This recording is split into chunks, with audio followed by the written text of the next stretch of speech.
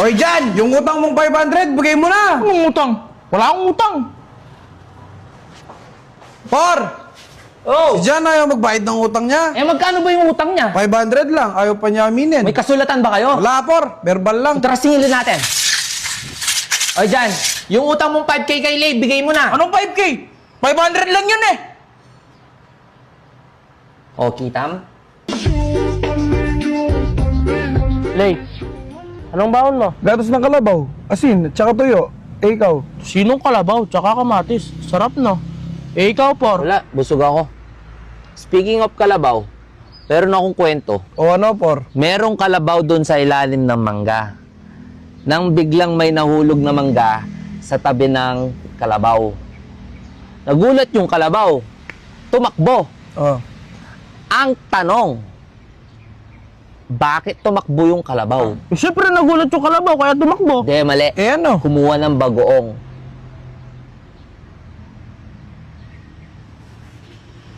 Kaya pala nawawala yung bagoong namin.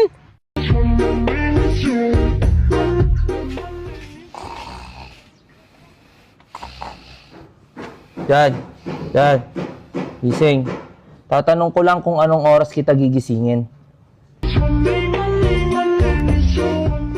Por. Kasahod pa ba kami? Ano sahod? Pera, Por. Kasi ilang buwan na kami hindi sumasahod. Eh di ba trabaho lang hanap nyo? Oo, Por. Kung sana pera yung hanap nyo, eh di sana may sahod kayo ngayon. Ay. Sinong tanga dito? Tayo.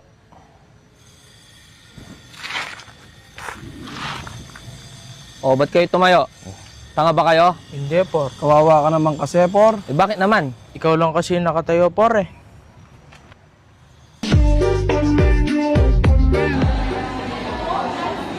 Ano sa inyo? Yung picture lights, oh. Bachelor? Sa Betulay. Sige, kumuha na kayong puwan doon.